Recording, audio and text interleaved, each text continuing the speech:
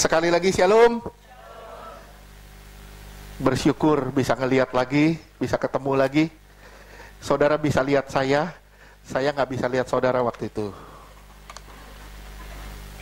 Hari ini kita bisa saling menatap. Amin. Puji Tuhan, semua dalam kondisi sehat, semua dipelihara Tuhan, semua dijaga Tuhan. Amin. Dan saya lihat juga tambah gemuk-gemuk ya. Tambah gemuk-gemuk, duduk tambah rapet-rapet. Enggak lah, sehat-sehat, yang penting sehat. Mau gemuk, mau kurus, yang penting sehat. Amin. Kayak Pak Yogo ya, kayak saya ya.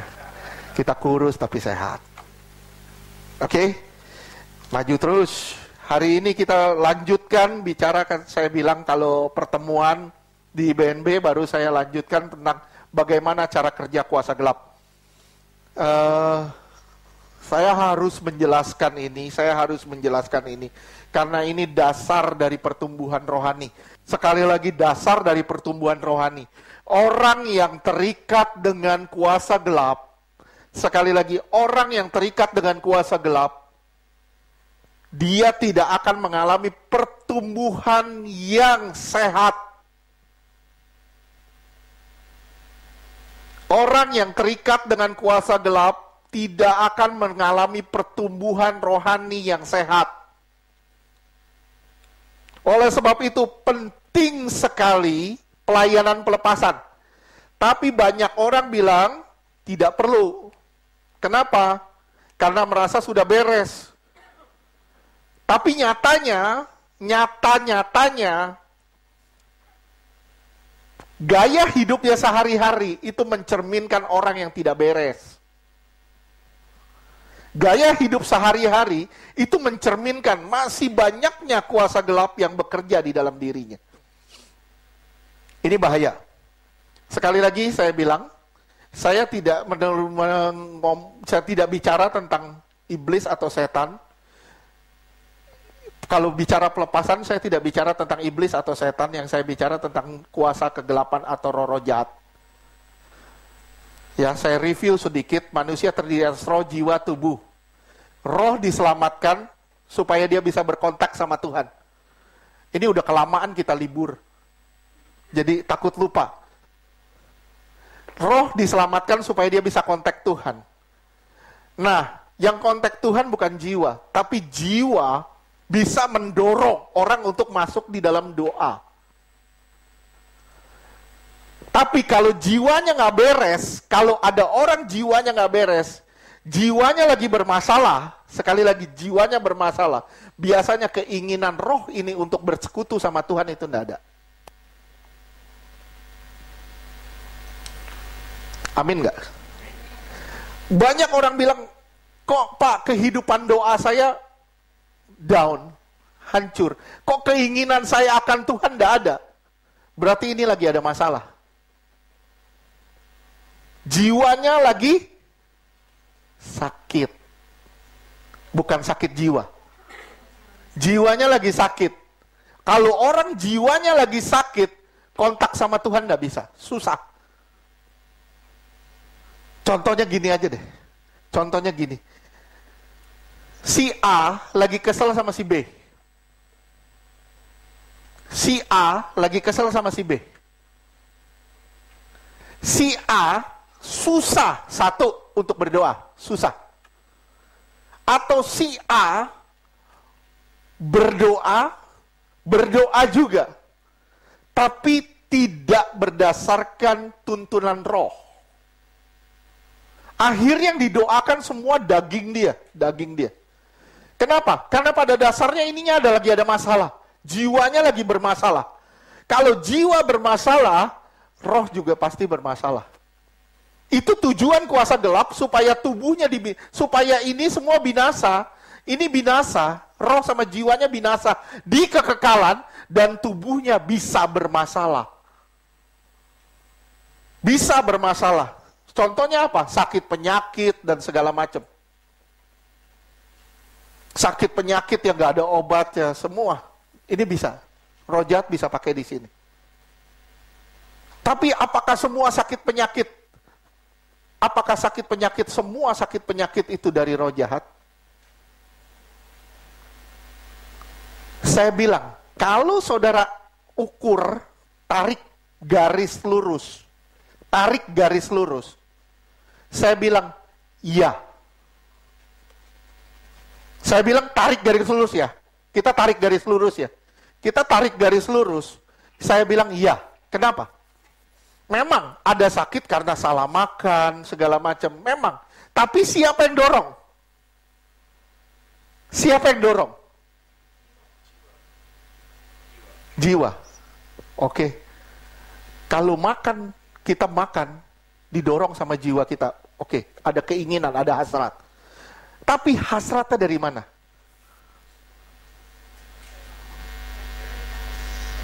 Dari roh jahat. Dari roh jahat. Makanya saya bilang, roh jahat itu mainnya di mana? Di jiwa. Jadi, gini ya.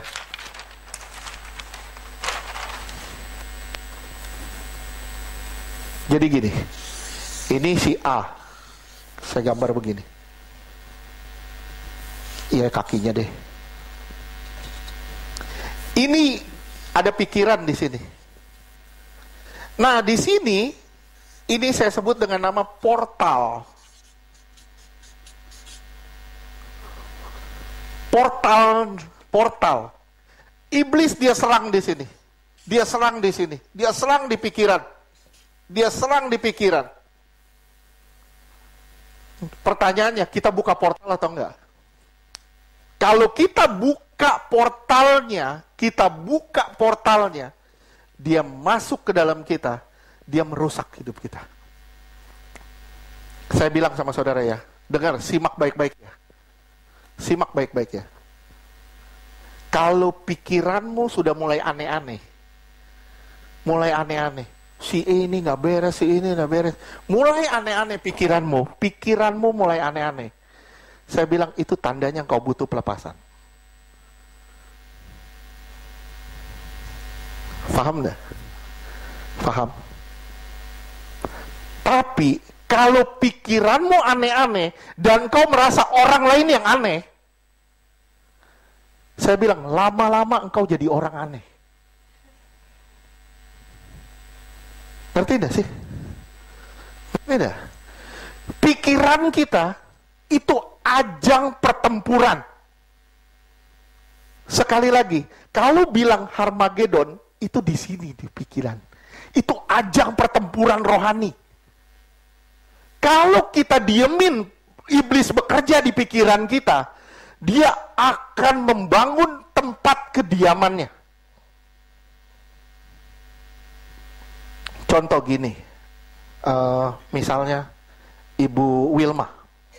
Ibu Wilma lagi jalan, datang burung merpati di kepalanya. Udah datang, dia diemin sampai bersarang. Sarangnya makin lama makin besar. Dan permasalahannya di mana? Maaf ya Bu, Ibu Wilma nggak sadar ada sarang burung di kepalanya. Nah, begitu dia bersarang, kita kan jadi orang aneh. Betul nggak? Orang Kristen yang mengizinkan roh jahat bersarang di kepalanya, itu orang aneh.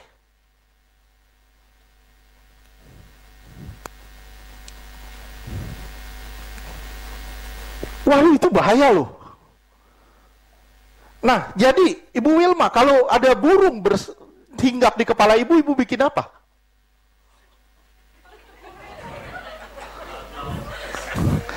Bu bikin apa, Bu? Jual. Pasar burung. Kalau ada burung hinggap di kepala kita bikin apa? Kita usir. Kalau kita nggak usir, dia bersarang di kepala kita. Saya tanya, ada nggak ada sarang burung di kepala Ibu Lina misalnya? Misalnya ada nggak? Dan misalnya, Ibu Rina nggak sadar ada sarang burung di kepalanya. Dan maaf ya, saya bilang, 90% roh jahat yang bersarang di kepala itu tidak disadari. 90% roh jahat yang bersarang di kepala itu tidak disadari. Dan kita merasa, it's okay lah. Ini masalah loh sebenarnya.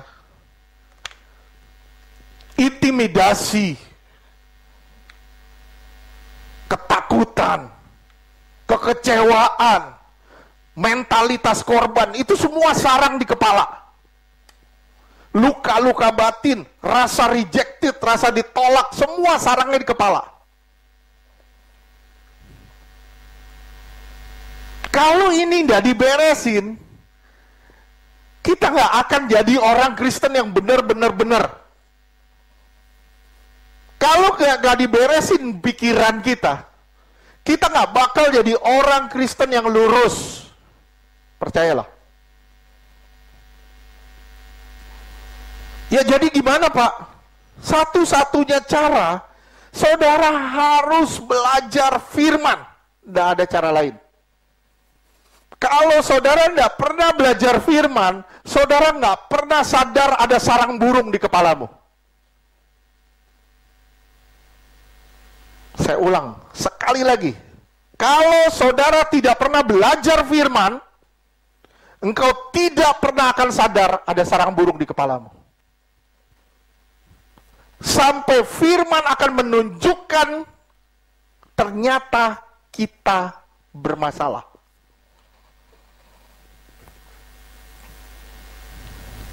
Oke. Portalnya itu pikiran. Jangan pernah buka celah dari pikiran.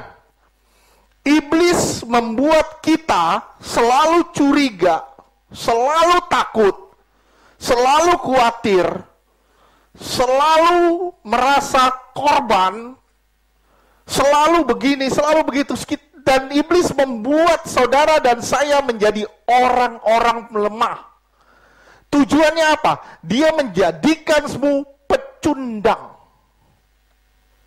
Sementara Tuhan mau kita belajar firman dan berjalan di dalam firman. Tujuannya apa? Supaya kita jadi pemenang. Tapi sayang, begitu banyak orang Kristen sudah antipati sama pelepasan. Itu bahaya.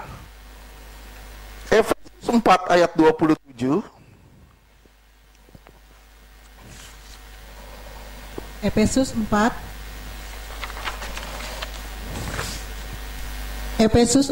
ayat 27. Dan janganlah beri kesempatan kepada iblis. Iya, kita selalu memberi dia kesempatan. Bahkan kita selalu memberi dia ruang untuk dia bergerak di dalam kita. Kita buka portal kita, dia masuk di pikiran kita. Kita buka portal kita, dia bawa kekuatannya masuk ke dalam kita dan membuat rohani kita hancur yang pertama, membuat hidup kita hancur yang kedua, membuat rumah tangga kita hancur yang ketiga, membuat tubuh kita hancur yang keempat, membuat segala yang kita lakukan hancur.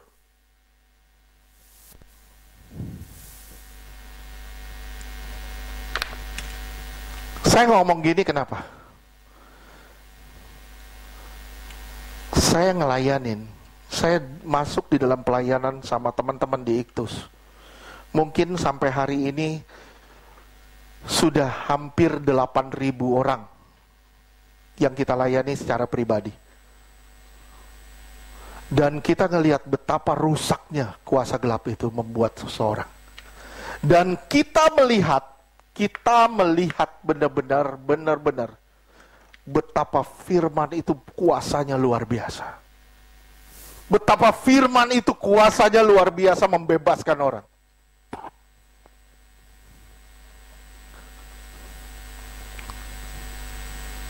Dan iblis akan membuat firman ditolak.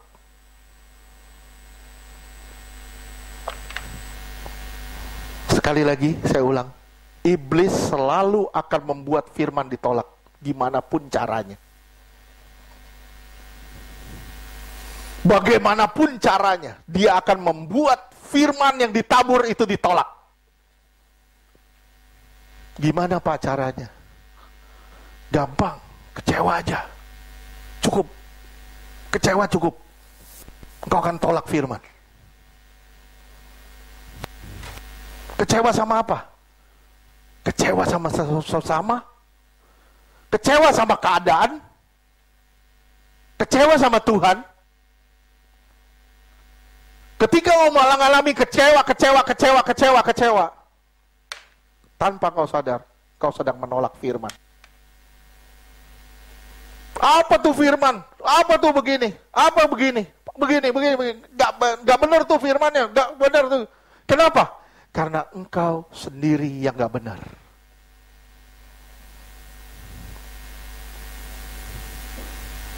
Oke. Saya ngomong sama saudara ya, maaf.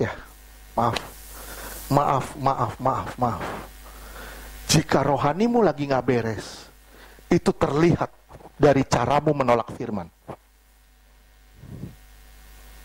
Ketidaktepatan rohani membuat engkau tidak tepat menangkap firman Tuhan. Saya ulang sekali lagi, ketidaktepatan rohani membuat engkau tidak tepat menangkap firman Tuhan. Kalau rohanimu tepat, engkau akan tepat menangkap firman Tuhan.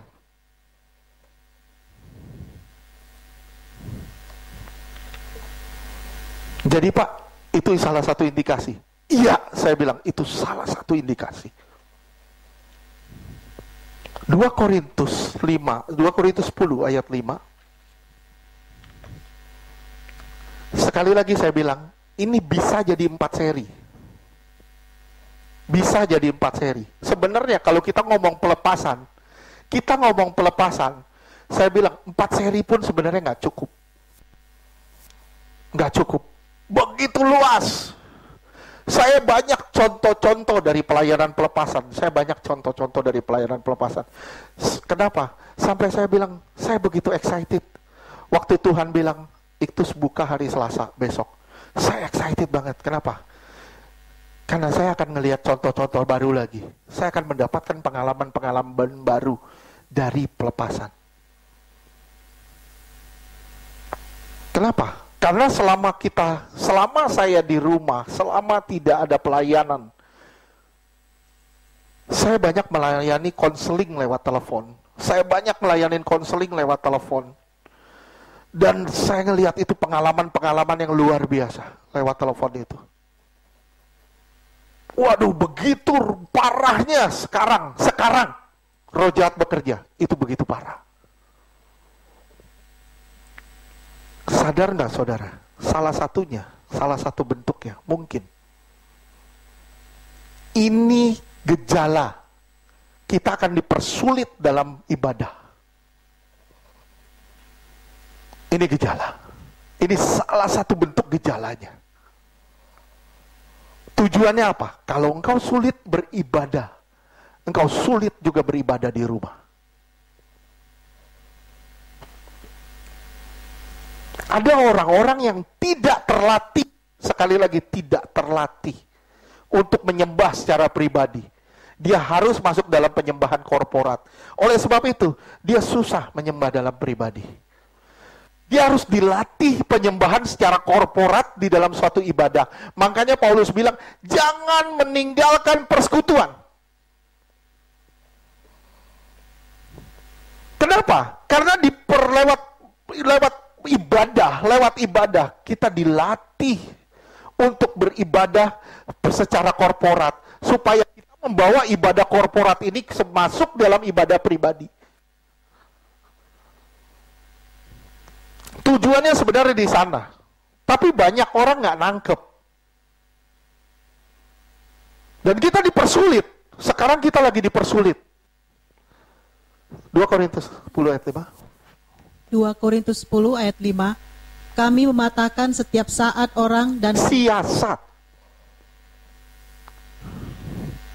setiap siasat orang dan merubuhkan setiap kubu yang dibangun oleh keangkuhan manusia untuk menentang pengenalan akan Allah. Iya. Sekali lagi lihat ya. Lihat, perhatikan baik-baik. Keangkuhan ini yang membuat orang menolak firman. Dan Paulus bilang, aku merubuhkan setiap kubu yang dibangun oleh keangkuhan manusia untuk menentang pengenalan, untuk menolak atau rejected firman.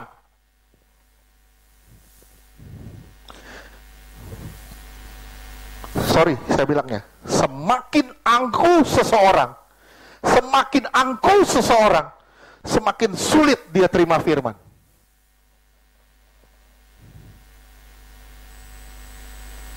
Oke.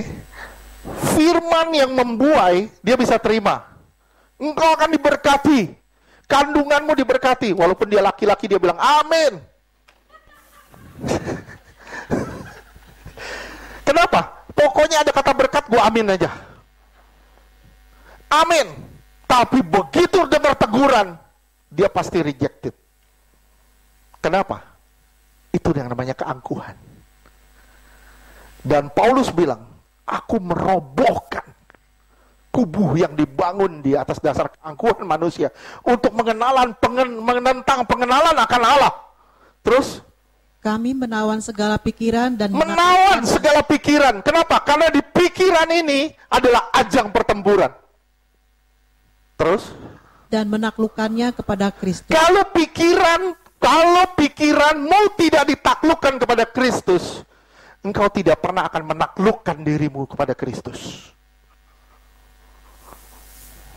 Saya bilang sekali lagi, kalau pikiranmu engkau gak pernah taklukkan kepada Kristus, engkau gak akan pernah menaklukkan dirimu kepada Kristus. Bahaya gak? Masalah pikiran, Pak. Masalah pikiran tok. Ingat loh, di pikiran ini ada portal. Setiap kali pikiran kita aneh, kita buka portal. Dulu saya selalu bilang begini, orang-orang yang pernah saya layani ya, saya bilang gini, lu butuh pelepasan lu, butuh pelepasan. Kenapa? Saya ngerasain ada roh jahat di dalam diri seorang. Sekarang saya nggak pernah ngomong gitu. Saya nggak mau. Kenapa? Biar orangnya ngomong. Dia merasa butuh atau enggak gitu. Kalau dia nggak butuh, saya nggak usah ngomong. Kalau orang ngomong, saya akan layani. Tapi kalau orang nggak ngomong, saya nggak pernah akan layani. Dulu saya selalu ngomong. Jangan pikir saya nggak tahu. Sampai hari ini saya masih tahu. Saya bisa ngerasa, lewat jalan begini aja saya ngerasa kok ada roh jahat. Tapi saya nggak pernah ngomong.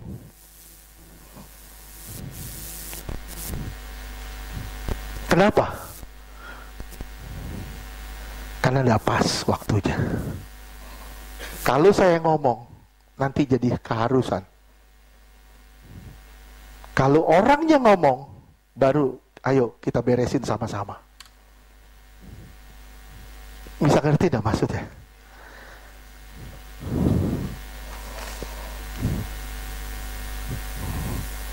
Saya tahu. Saya diberi karunia sama Tuhan membedakan roh. Saya tahu. Cuman saya enggak bakal ngomong. Sampai orangnya ngomong. Oke?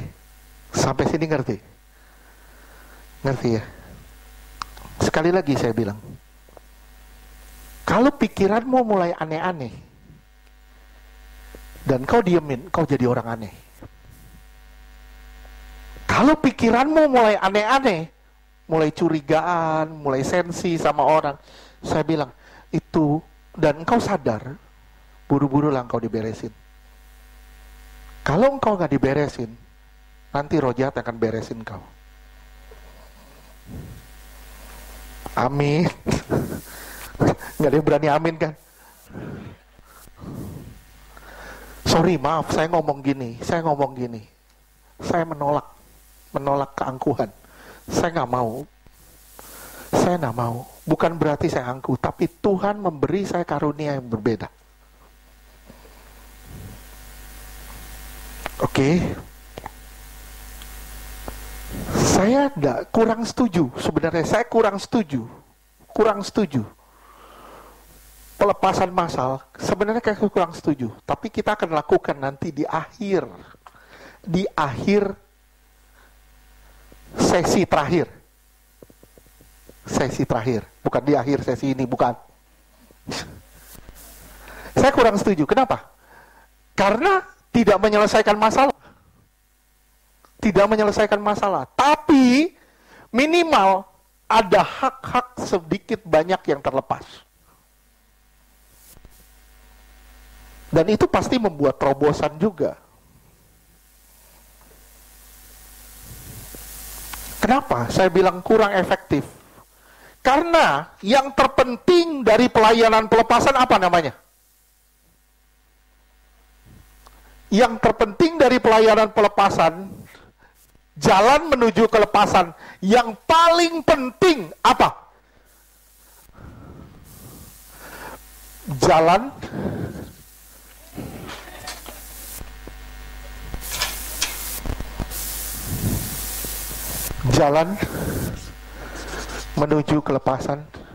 menuju kelepasan.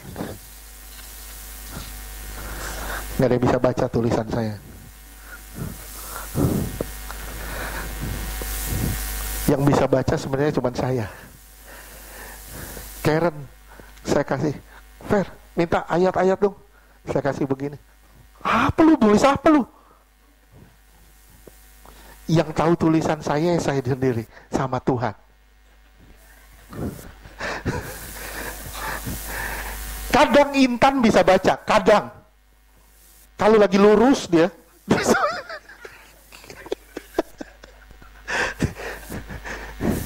Paroy tahu ya. Paroy itu tulisannya bagus juga lah, sama kayak saya bagus gitu. Dan lucunya, dia bisa baca tulisan saya bisa baca tulisan dia. Dan nggak ada orang yang bisa baca tulisan dia selain saya. Dan nggak ada orang bisa baca tulisan saya selain dia. Kita sama-sama jelek tulisannya. Sama. Dan anehnya kita saling bisa baca tulisan kata masing-masing. Itu luar biasa loh. Jalan menuju kelepasan yang terpenting apa sih? Luka batin. Siapa lagi? Apa lagi? Sebenarnya pengatur serangan dalam pelayanan pelepasan namanya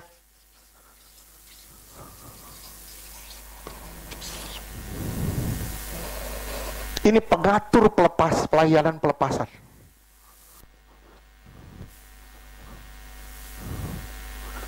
Oleh sebab itu, orang yang melayani pelepasan jangan sampai bukan seorang konselor. Kalau saudara melayani pelepasan dan saudara tidak bisa konseling orang, saya bilang, you tidak menyelesaikan masalah. You cuma tebang pohon tapi tidak cabut akar. Ngerti tidak sih maksud saya? Ini pengatur serangannya, ini strategi pertamanya. Kenapa? Kenapa kok konseling Pak? Uang portalnya di sini di pikiran. Portalnya di sini. Gimana caranya kita bisa lepas pikiran kita bisa menang atas iblis yang menguasai pikiran kita? Gimana caranya? Satu caranya.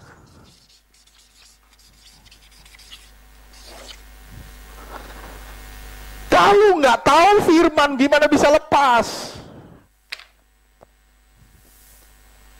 Berapa kali saya diundang di satu ibadah, biasanya kalau saya diundang, saya langsung ditodong. Pak, altar call ya. Saya selalu bilang gini, oh sorry, saya tidak terbiasa altar call. Saya tidak terbiasa altar call. Saya selalu bilang gitu. Tapi memang kadang-kadang Tuhan gerakin juga altar call. Selalu, beberapa kali saya dibilang, Pak, altar call ya. Kenapa? Saya bilang, kenapa saya bilang, altar call itu demonstrasi kuasa Allah. Demonstrasi kuasa Allah, tapi tidak menyelesaikan masalah.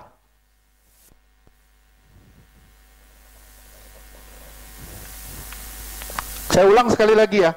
Altar call itu demonstrasi kuasa Allah, tapi tidak menyelesaikan masalah. Nggak pernah ada masalah yang selesai dengan altar call. Saya pernah melayani Pak altar call, Pak. Waktu itu di Kelapa Gading, daerah Kelapa Gading sini. Saya bilang, nggak mau. Wah, Bapak altar call dong. Nggak mau, saya bilang. Udah, selesai, ibadah selesai. Tiba-tiba Tuhan cuma ngomong gini, teriak keluar katanya dalam namaku. Tuhan cuma ngomong gitu, teriak keluar dalam namaku. Kan mau doa berkat nih. Kita udah bangkit berdiri semua. Saya pegang mikrofon, saya enggak doa berkat, saya cuma begini, teriak begini. Keluar semua dalam nama Yesus. Keluar. Tiba-tiba itu satu ruangan jatuh. Brak. Jatuh, manifestasi. Ada yang muntah-muntah. Ada yang mau lari keluar. Pegang pintu, tarik-tarik mau keluar.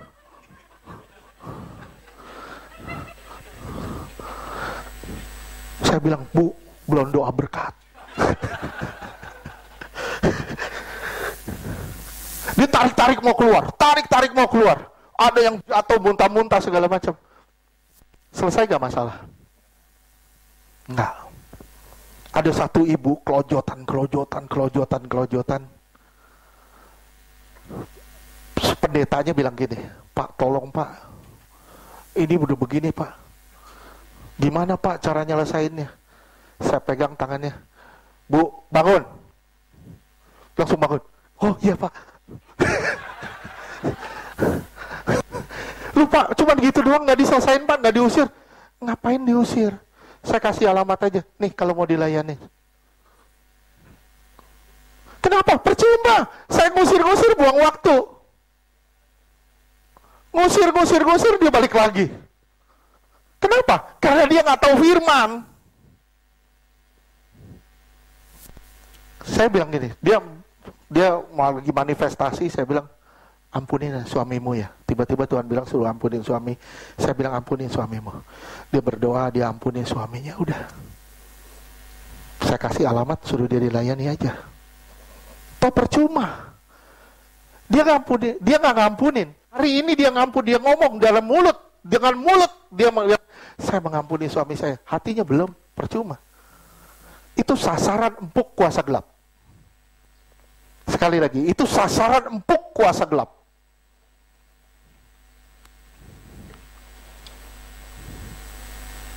Waduh, saya bilang percuma. Oleh sebab itu perlu pelayanan konseling. Supaya apa? Supaya tahu firman. Kalau nggak tahu firman, nggak akan bisa lepas. Benar, nggak akan bisa lepas.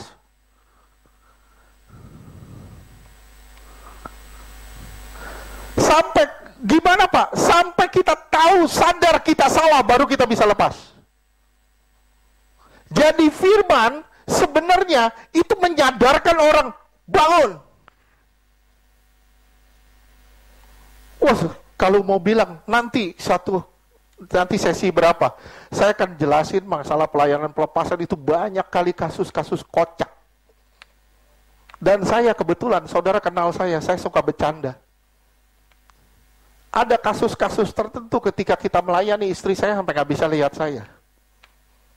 Gak bisa dia lihat saya. Kenapa? Kalau dia lihat saya, pasti kita cekikikan berdua.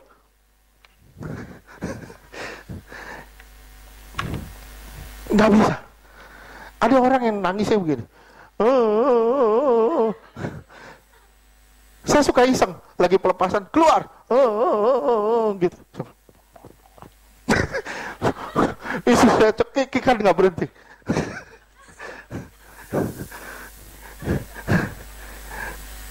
Ada kasus-kasus yang lucu. Ada roh jahat saya usir. Pergi loh. Iya saya pergi. Pergi dalam nama Yesus. Keluar. Iya keluar. Bye. Wah. Banyak kasus-kasus. Kenapa bisa gitu? Itu masalah jiwani sebenarnya. Itu masalah jiwani. Nanti saya mau bagiin sekarang atau nanti? Sekarang. Banyak kasus-kasus lucu. Beberapa kali saya dikisbahin sama roh jahat. Bye, saya keluar dulu ya. Keluar sana sebelum. Keluar, pergi. Iya. Saya sudah keluar. Bohong loh. Kalau udah keluar masih ngoceh. Dulu saya sering ngajak ngobrol. Pertama kali masuk pelayanan pelepasan, saya sering ngajak ngobrol. Masuk dari mana loh? Dari situ tuh. Saya bilang, lah kok gue ngajak ngobrol bapak pendusta? Lah gue dibohongin. Nggak bisa kita ajak ngobrol. Pelepasan jangan diajak ngobrol. Apalagi diajak chatting. Chatting. Nggak bisa. Nggak bisa diajak ngobrol pelepasan. Roh jahat nggak bisa diajak ngobrol. Itu bapak pendusta. Diusir aja, udah cukup. Dulu saya senang ngajak ngobrol. Lu masuk dari mana lu? Oh dari dukun itu. Oh mana dukun yang situ? Oh dari situ. Saya kan dikasih lihat sama Tuhan. Ini wujudnya cewek nih. Cewek lu masuk dari mana lu? Dari situ tuh pak, situ. Dari situ. Akhirnya saya sering dialog, saya bilang, lama-lama, ini gua kok ngobrol sama roh jahat. Mulai dari situ saya minta ampun sama Tuhan, saya nggak mau ngobrol lagi. Dia mau ngomong apa, gua usir aja pokoknya. Dia mau, tunggu, pergi! Pokoknya pergi. Banyak. Ada orang yang kasus-kasus tertentu memang jiwanya bermasalah.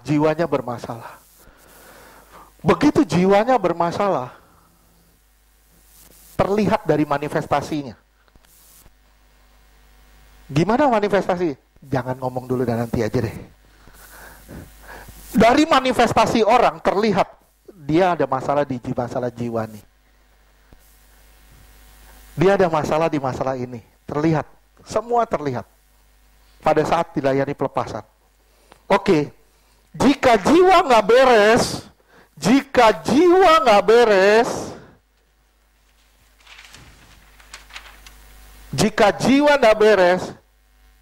hati juga nggak beres. Amin gak sih? Banyak orang bilang, wah hatiku bersih. Jiwa lu nggak bersih, jiwa lu nggak beres, gimana bilang hati lu bersih? Nggak mungkin. Saya sudah mengampuni. Nggak bisa, lu nggak bisa bohong. Lu mau ngomong udah mengampuni 100 kali, kelihatan dari tingkahmu masih luka.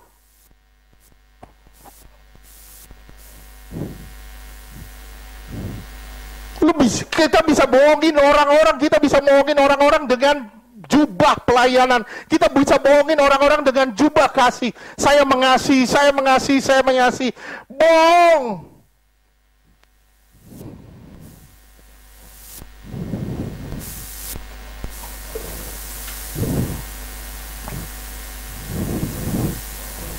Bener. Banyak orang, dipakai roh jahat begitu rupa dengan gayanya tipu muslihatnya. Itu bahaya luar biasa. Sekali lagi saya bilang, kalau jiwamu nggak beres, gua masih sebel sama dia, gua masih luka nih sama dia. Hatimu pasti nggak beres, pasti.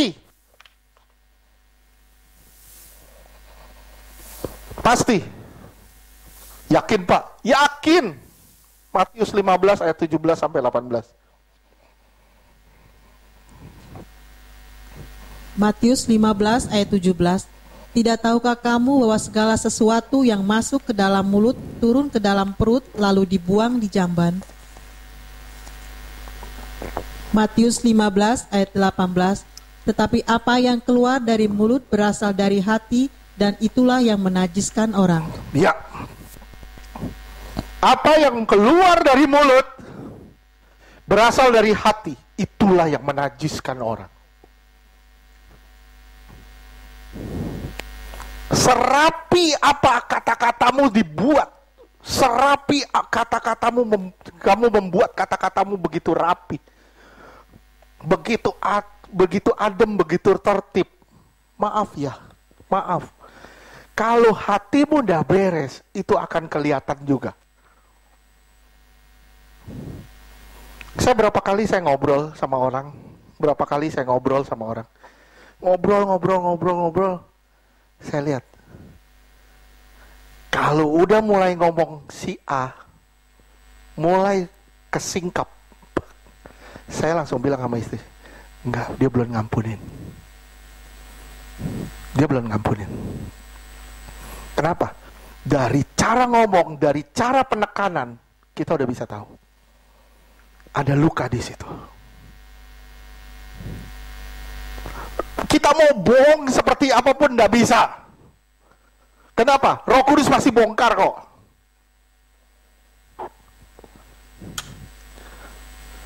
Gimana? Karena apa yang keluar dari mulut berasal dari hati. Kalau hatinya nggak beres, semua produksinya nggak akan beres. Apa yang diproduksi dari hatinya yang nggak beres, semua tidak akan beres. Saya ulang ya, saya simpelin ya. Apa yang diproduksi dari hati yang tidak beres adalah segala sesuatu yang tidak beres.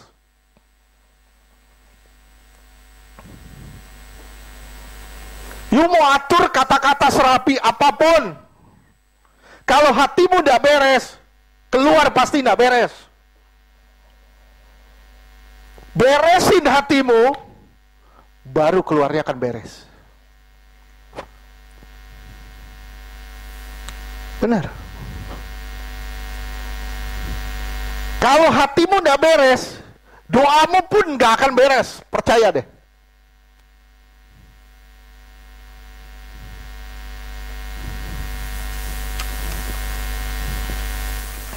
Doa kita nggak akan beres kalau hati kita nggak beres. Oleh sebab itu nggak salah kalau Tuhan bilang, kalau kamu mau ibadah, berdamai dulu sama orang lain, baru bisa ibadah. Ngerti tidak maksudnya Tuhan? Ngerti tidak? Itu maksudnya, kalau engkau nggak berdamai, engkau nggak akan bisa beres sama Tuhan.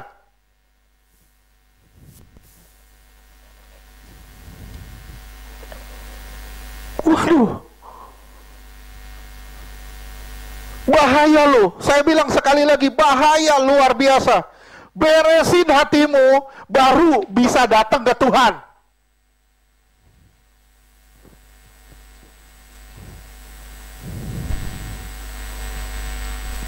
Jangan berasa, gua korban nih, gua dibikin begini, gua disakitin begini.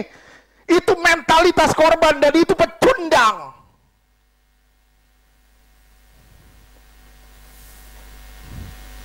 Lebih baik kau gak usah bilang, kau disakitin, lebih baik kau datang ke Tuhan bilang, Tuhan, aku mengasihi dia seperti engkau mengasihi dia. Itu mentalitas pemenang. Dan kau jalani hari-harimu seperti biasa sama orang itu. Baru terlihat buahmu.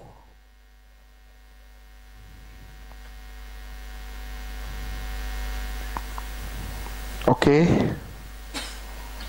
Beresin dalammu, manusia batiniamu, beresin hatimu. Baru kau bisa datang ke Tuhanmu. Engkau gak bisa datang ke Tuhan dengan hati yang kotor sedemikian rupa dan kau merasa kau bersih.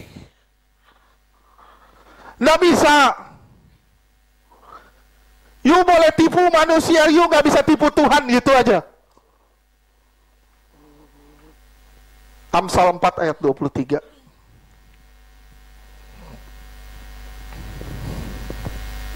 Amsal 4 ayat 23. Jagalah hatimu dengan segala kewaspadaan, karena dari situlah terpancar kehidupan. Iya, tuh, jaga hati dengan segala kewaspadaan. Kalau hatimu nggak beres, nggak terjaga, engkau nggak akan bisa hidup. Sekali lagi, engkau nggak akan bisa hidup.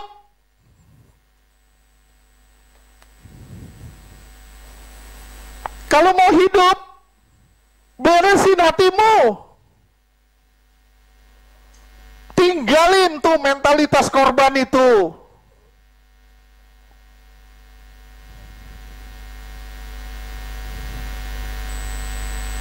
Sorry ya. Lebih baik perkataan yang kasar, tapi menegur, membawa orang pada perubahan, daripada perkataan manis, tapi jorokin orang masuk neraka.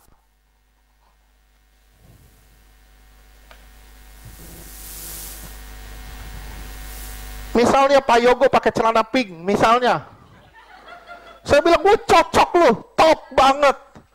Di belakang, aduh, malu gue jalan sama dia. Lebih baik saya bilang gini, Pak, nggak cocok Pak, nggak pantas. Pak Yogo bilang, gue pantas begini, gue beli mahal ini. Celana beli di Itali, walaupun pink.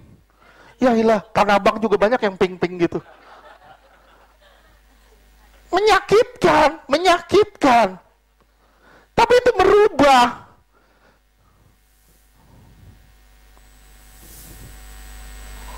Selalu bilang saya, Pak tambah gemuk aja. Saya kepikir loh, tadi cuma 2 yang ngomong saya kurusan. Dan itu kebenaran sebenarnya. Kenapa? Karena saya timbangan saya turun 4 kilo. Bukan angkanya, timbangannya turun 4 kilo. Angkanya betul. Enggak, saya nimbang memang turun 4 kilo. Turun 4 kilo. Ini saya pakai baju sesak aja jadi kelihatan agak gemuk. Mestinya sih enggak, saya udah mulai berbentuk lah.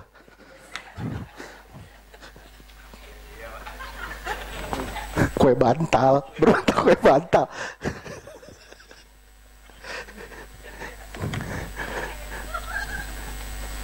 Kira-kira ngerti ya? Ngerti ya? Lebih baik kita ditegur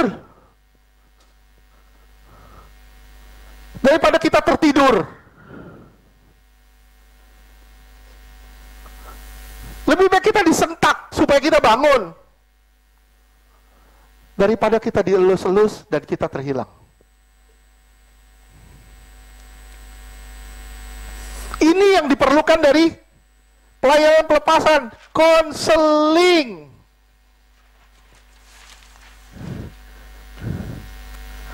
Saudara tahu firman. Seorang yang tahu firman, baru dia berjalan di atas firman. Kalau engkau nggak tahu firman, engkau nggak akan pernah berjalan di atas firman. Dan engkau akan merasa, inilah kebenaran. Hosea 4 ayat 6.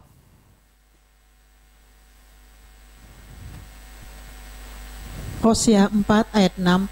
Umatku binasa karena tidak mengenal Allah. Karena tidak mengenal Allah. Mengenal Allah ini pakai bahasa lack of knowledge. Tidak berpengetahuan. Tidak ada pengetahuannya tentang Allah. Tidak ada pengetahuan tentang Allah, artinya tidak mengenal Allah. Terus?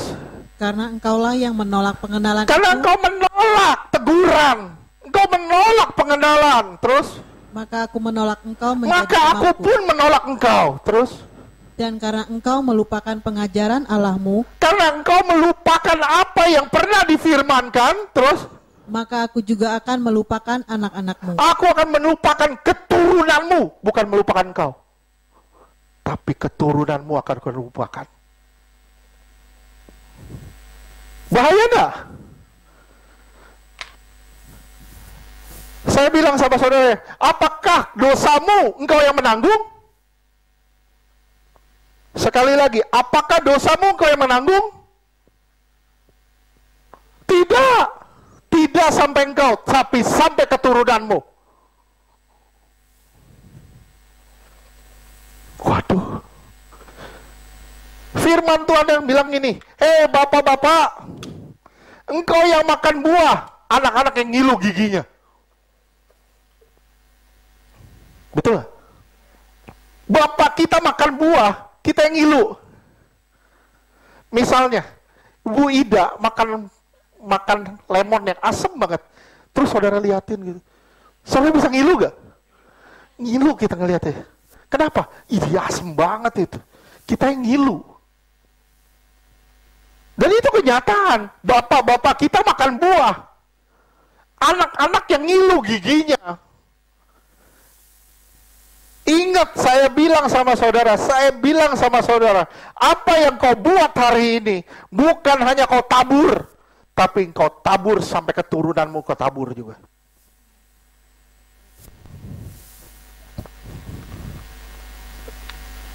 Pak, jangan ditakut-takutin gitu. Saya nggak nakut-nakutin, ini firman Tuhan yang bilang.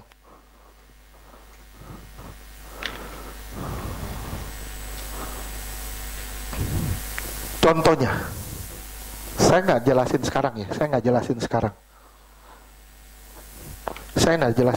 Contohnya gini. Orang tua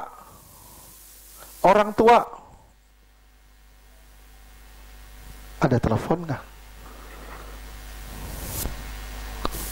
Pesan makanan ya.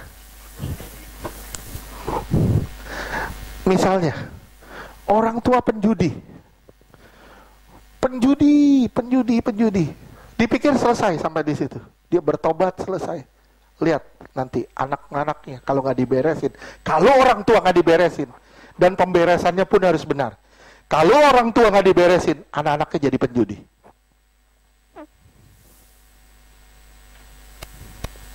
Mana Pak buktinya? Nih, buktinya nih, saya. Orang tua perokok, anak-anak nanti jadi perokok. Selesai di situ, enggak, nanti terus turun kalau nggak diberesin. Gimana cara beresinnya? Datang ke Tuhan, minta pemberesan, dan benar-benar bertobat. Bahkan maaf ya, saya bilang ya maaf ya, kepahitan pun bisa turun. Kepahitan bisa turun. Saya pahit hati. Saya punya anak, nanti gampang terluka sama orang. Dan anak-anak saya itu susah sekali untuk ngampunin orang. Saya nggak bahas di sesi ini. Saya akan bahas di sesi lain. Itu bahaya loh. Oleh sebab itu firman ini sangat perlu. Hosea 6 ayat 6.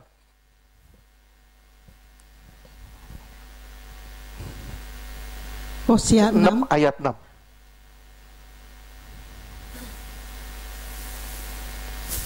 Hosea 6 ayat 6, sebab aku menyukai kasih setia dan bukan korban sembelihan. Aku nggak peduli dengan korban-korban. Aku lebih suka kesetiaan seseorang.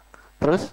Dan menyukai pengenalan akan Allah. Aku menyukai pengenalan akan aku. Terus?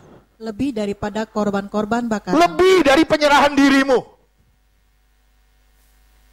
Engkau mau bilang, saya menyerahkan diri saya sepenuhnya sama Tuhan untuk melayani Tuhan. Tapi engkau nggak pernah belajar firman. Engkau menolak pengenalan akan Tuhan. Engkau menolak firman. Saya bilang ya, Tuhan bilang, aku lebih suka pengenalan akan aku dibanding korban.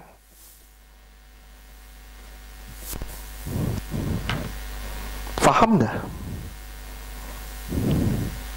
Ya, ini pengatur serangannya nih. Ini pengatur serangannya. Oleh sebab itu, seorang pelayan pelepasan harus seorang konselor. Kalau orang melayani pelepasan dan dia tidak tahu konseling, nggak bisa. Pak, di Iktus gimana? Saya bilang semuanya konselor. Semuanya konselor. Ya. Kita melayani pelepasan, tapi kita juga harus membimbing. Apakah selesai, Pak, dengan konseling? Enggak selesai. Maaf ya, enggak di konseling aja enggak selesai. Apalagi enggak di konseling. Di konseling aja enggak selesai. Kenapa enggak selesai? Dia harus dibimbing lagi berikutnya. Harus masuk pembinaan. Saya melayani beberapa orang, habis dilayani, enggak dicekokin firman yang benar. Maaf, enggak dicekokin firman yang benar. Itu resiko penyimpangannya itu lebih fatal.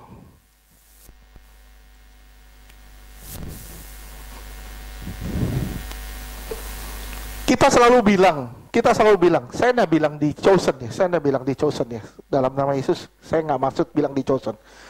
Kita selalu bilang, gini, habis dilayani, kita selalu bilang, lu cari firman yang benar. Yang benar-benar negur, yang benar-benar membawa orang pada pertobatan. Cari itu. Kalau dia ngikut, dia cari firman itu, yang benar-benar negur, benar-benar nemplak. Nah itu dia akan dibimbing, masuk ke dalam tahap berikutnya. Itu yang namanya pemuritan. Kalau orang habis dilayani pelepasan, tidak dimasuk dalam pelayanan pemuritan, nggak akan bisa bertumbuh, benar? Nggak akan bisa bertumbuh. Oleh sebab itu, ini penting. Setelah ini ada lagi di situ yang namanya pemuritan.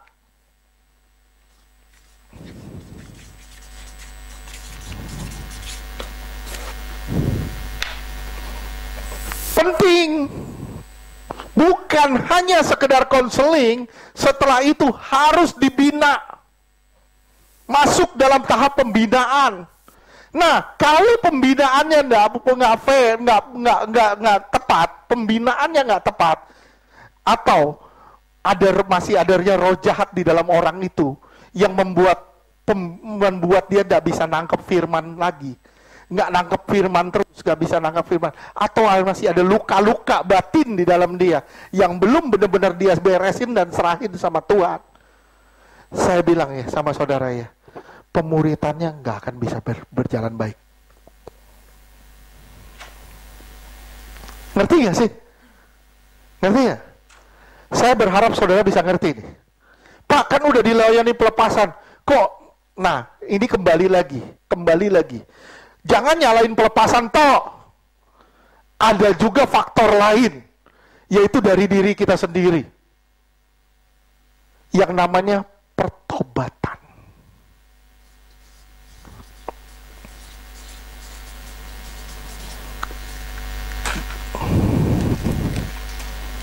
Kalau ini nggak serius, setengah-setengah misalnya, bertobat setengah-setengah, saya bilang, ini juga nggak akan bisa maksimal.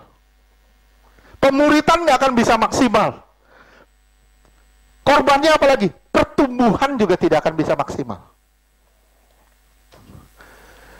Oleh sebab itu, pemuritan hanya bisa maksimal ketika orang ini dilepaskan dan orang ini menyerah total sama Tuhan. Kalau nggak nyerah total, waduh percuma. Banyak orang bilang, Pak, saya sudah dilayani pelepasan, kenapa saya begini? Saya kembali lagi, lah gimana cara lu ngisi kemerdekaannya? Indonesia merdeka tahun berapa? 1945. Korea Selatan merdeka tahun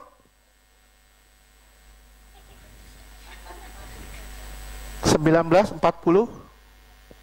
ya. 1948 ya. Lihat maju mana? Korea ya, lebih maju ya. Kenapa bisa gitu? Gimana cara kita ngisi kemerdekaan? Kalau kita ngisi kemerdekaannya, ya mau enggak, suka-suka gue. Saya bilang, gak akan bisa maksimal. Tapi kalau kita ngisi kemerdekaannya serius, Ayo kita bertumbuh, ayo kita maju, cari Tuhan benar, beresin semua. Beresin. Itu baru bisa maksimal.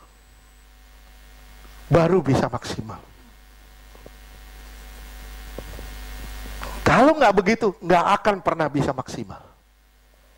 Saya berharap semua jemaat di sini, saya berharap satu, tobat total. Serahin dirimu total sama Tuhan. Beresin. Pemberesan masa lalu. Itu perlu. Pemberesan masa lalu, itu perlu. Contohnya apa? Luka batin, dosa-dosa, kutuk, semua itu perlu. Kalau ini tidak diberesin, pemberesan masa lalu, ini nggak pernah bisa maksimal. Pemuritan tidak pernah akan bisa maksimal, dan pertumbuhan juga tidak bisa maksimal. Oke?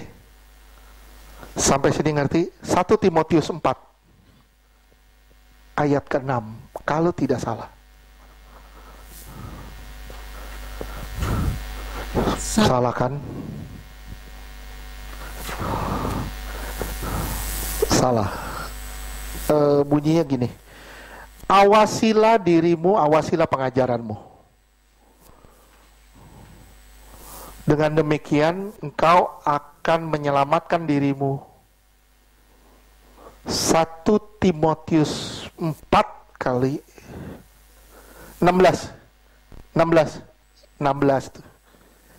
Puji Tuhan, terima kasih. 1 Timotius 4 ayat 16.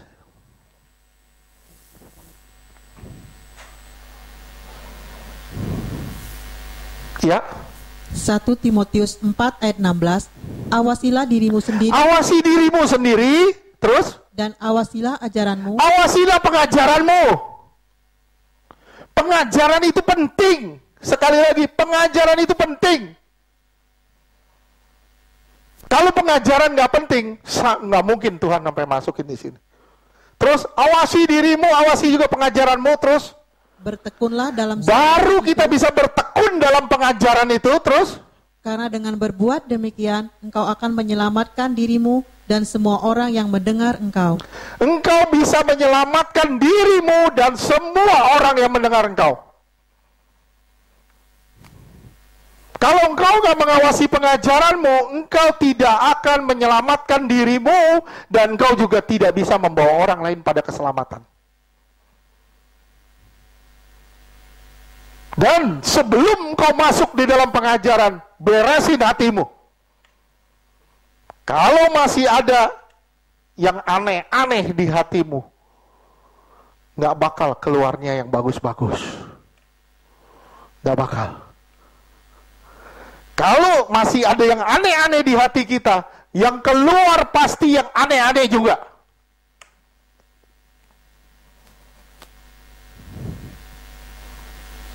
Benar, hati-hati.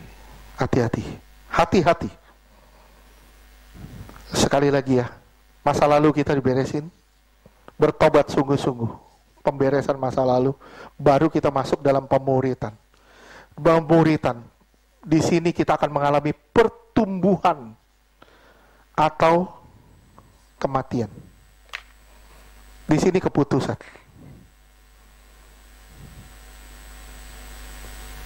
Ini semua keputusan. Nah, sekarang saya bagikan. Ini penting ya, konseling ini penting. Saya bagikan. Celah kuasa gelap.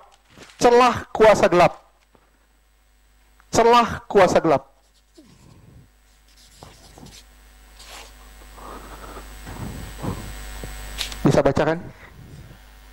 Celah kuasa gelap paling pertama apa?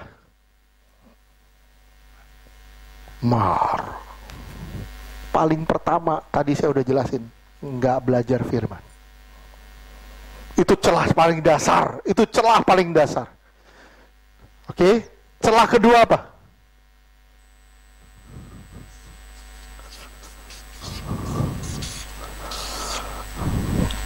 generasi. Banyak orang bilang, kutuk udah beres, kutuk udah beres. Saya juga percaya kutuk beres. Yesus sudah jadi kutuk buat kita. Saya percaya Yesus sudah jadi kutuk buat kita. Tapi permasalahannya, kita harus melakukan pemberesan masa lalu. Kutuk itu sebab akibat. Sekali lagi, kutuk itu sebab akibat. Penyelesaiannya pun sebab akibat. Nggak bisa kita datang ke Tuhan, kita dibaptis, beres langsung. Nggak bisa. Firman Tuhan bilang, Imamat 26,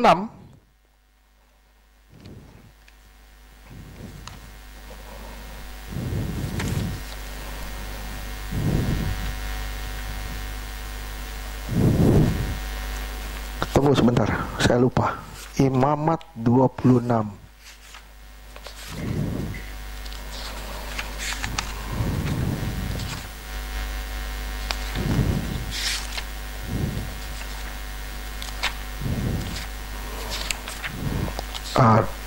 Oke. Bunyinya gini. Jika engkau mengakui dosa-dosamu dan juga dosa-dosa orang tuamu, nenek moyangmu. Ayat 40. Oke, coba baca.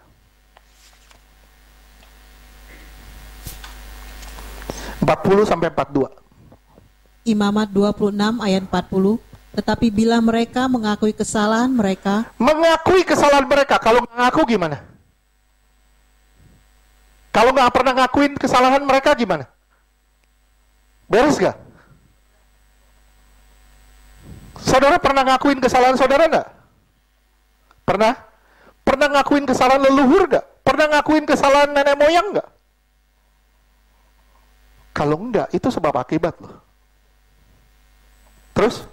Dan kesalahan nenek moyang mereka dalam hal berubah setia yang dilakukan mereka terhadap aku, dan mengakui juga bahwa hidup mereka bertentangan dengan aku. Terus 41. Imamat 26 ayat 41. Aku pun bertindak melawan mereka dan membawa mereka ke negeri musuh mereka. Atau bila kemudian hati mereka yang tidak bersunat itu telah tunduk dan mereka telah membayar pulih kesalahan mereka. Terus ayat 42. Maka aku akan mengingat perjanjianku dengan Yakub, juga perjanjian dengan Ishak, dan perjanjianku dengan Abraham pun akan kuingat, dan negeri itu akan kuingat juga. Sekali lagi, ada perjanjian dengan Abraham, Ishak, dan Yakub.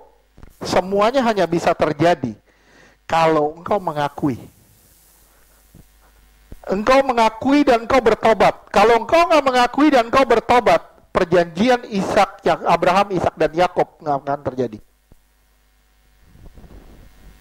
Perjanjian bersama Abraham, Ishak, dan Yakub hanya bisa terjadi ketika engkau datang ke Tuhan, engkau mengakui dosamu, dosa orang tuamu, dan dosa leluhurmu. Itu yang namanya pemutusan kutuk generasi. Dan itu celah. Banyak orang bilang, kemarin saya dapat pertanyaan dari majalah Bahana gini. Pak, saya tanya sama saudara nih, saya minta saudara jawab. Pak, apakah semua dosa mendatangkan kutuk? Pak Wismar bisa jawab gak? Ya. Pak Yogo? Ya. Gak tahu. Ini konselor. Semua dosa mendatangkan kutuk gak?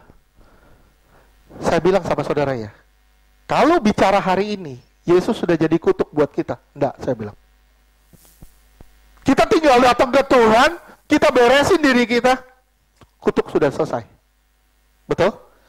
Tapi masalahnya, ada hak-hak yang kita buka pada roh jahat dengan cara kita mengutuki diri kita sendiri.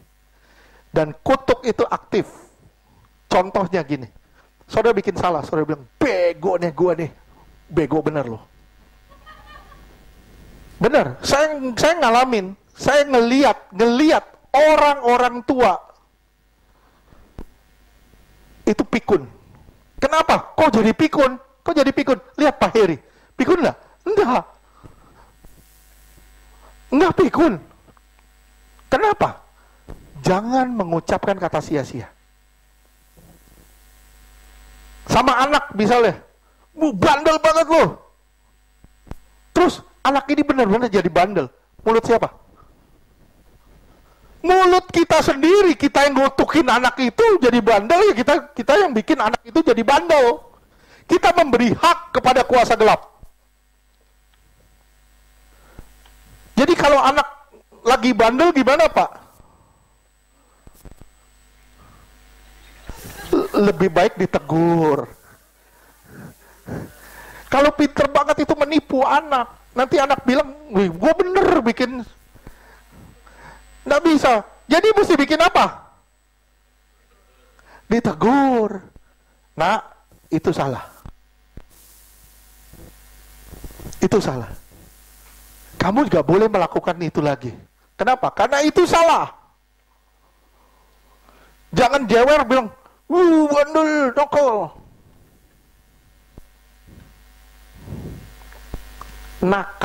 Nakal. Saya nggak tahu. Saya pernah baca satu artikel. Nakal itu asal kata dari mana? Itu artinya, arti kata nakal itu artinya anak iblis. Oleh sebab itu, halangi mulutmu untuk berkata nakal. Ya, contoh, kita nggak ngutukin diri kita. Kita ngutukin orang di jalan. Dipepet orang, bego lu. Dia anak Tuhan. Kutuknya kembali ke kita. Gimana? Anak kita gagal terus, kita bilang, lu gagal terus lu. Bodoh banget lu, gagal mulu lu. Ditipu orang terus, bodoh banget lu. Udah tertanam di dia. Gue memang bodoh, gue ditipu orang terus, gue bodoh. Akhirnya bodoh benar. Jadi ucapan kita itu seperti apa yang kita tabur. Nggak mungkin yang kita tabur sesuatu yang jahat, kita akan tua yang baik. Itu nggak mungkin, mustahil. Jadi gimana Pak kalau dipepet orang? Telan aja. Dipepet orang, telan aja. Udah, terima saja. Terima aja. Ya. Kalau pulang, dipepet orang, terima aja. Udah. Lebih baik saudara berkati, waduh Tuhan, mungkin dia terburu-buru, dia kebelet pipis, dia lagi cari WC, nggak belum ketemu WC dari Tangerang sampai Jakarta. Nggak apa-apa deh Tuhan. Berkatin aja. Daripada kita ngutukin dia anak Tuhan, gimana? Kita yang kembali, kutuknya kembali. Tuhan ngomong sama Bileam apa? Jangan mengutuki apa yang kuberkati. Nggak bisa. Kalau engkau mengutuk apa yang kuberkati, kutuknya akan kembali kepadamu. Ya, itu dia. Nah, apakah sekali lagi, apakah semua perbuatan kita menghasilkan kutuk? Enggak. Kenapa? Yesus sudah mati di kayu salib.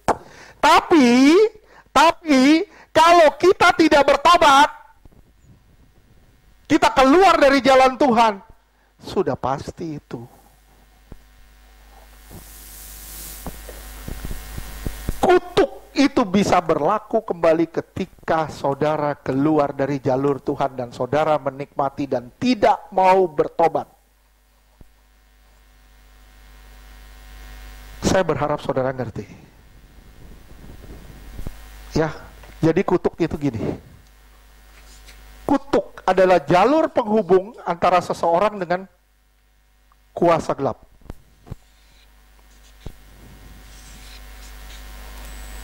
Begitu saudara diputusin kutuk, apakah saudara sudah beres?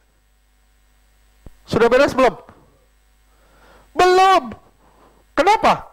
Yang masalahnya bukan gimana caranya kutuk ini beres. Tapi permasalahannya, gimana cara ngeluarin roh jahat yang sudah masuk.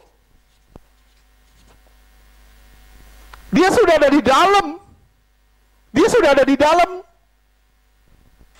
Dia nggak perlu jalur kutuk lagi, dia sudah masuk. Di sini butuh namanya pelepasan, sekali lagi.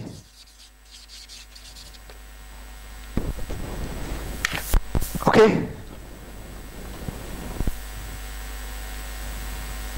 Sampai di sini dulu ya. Kita lanjutkan minggu depan, kalau Tuhan izinkan.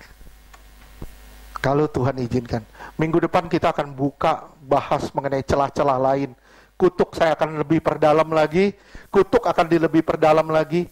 Celah-celah lain juga akan saya lebih perdalam lagi. Contoh, nasar, perjanjian-perjanjian, ikatan-ikatan, dosa, termasuk entertainment. Kalau Tuhan berkenan, minggu depan kita akan bahas mengenai game, mengenai, waduh kalau gitu gue gak usah datang deh minggu depan. Kita bahas mengenai tontonan, kita bahas mengenai lagu-lagu. Kadang kita nggak sadar, kita nyanyi lagu dunia. Kita nyanyi lagu dunia. Kadang kita nggak sadar ada perkataan-perkataan yang menyakiti hati Tuhan. Dan itu luar biasa loh. Diselipin di dalamnya sedikit, itu menyakiti hati Tuhan. Contohnya, misalnya, saudara tahu lagu Greatest Love of All, Whitney Houston. Itu bagus loh. Bagus loh. Bener, kata-kata itu lagu bagus. Betul? Tapi ada diselipin, believe in yourself. Not believe in God. Percaya sama dirimu sendiri. Percaya di dalammu ada kekuatan. Kau punya kekuatan sendiri. Itu diselipin di dalam, itu berbahaya banget loh. Sedikit aja diselipin di situ. Contoh lagi ya. Siapa di sini tahu Frank Sinatra? Ada lagunya judulnya My Way. Itu lagu masalah nggak? I did it my way. Saya ambil jalan saya sendiri. Dia melupakan jalan Tuhan. Apalagi, saya bilang lagu penolakan apa? Orang-orang dulu tahu nih, I'm nobody's child. Itu lagu penolakan. Saya bukan anak siapa-siapa. Semua orang reject me. Saudara nyanyiin itu, you masuk roh tertolak.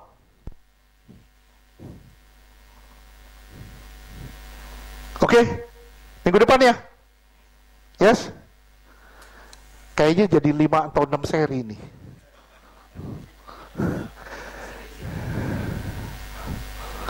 ACDC udah jelas. ACDC itu singkatan Antichrist Devil Child. ACDC Antichrist Devil Child, udah gitu aja. Udah jelas. Oke? Amin? Oke, kita lanjutkan minggu depan. Sebenarnya jujur ya. Apa yang saya ngomong ini keluar dari buku ini. Ini jauh lebih luas dari buku ini. Nanti saya akan masuk di contoh-contoh yang lebih luas lagi. Oke, amin. Tuhan berkati. Oke, saya mengundang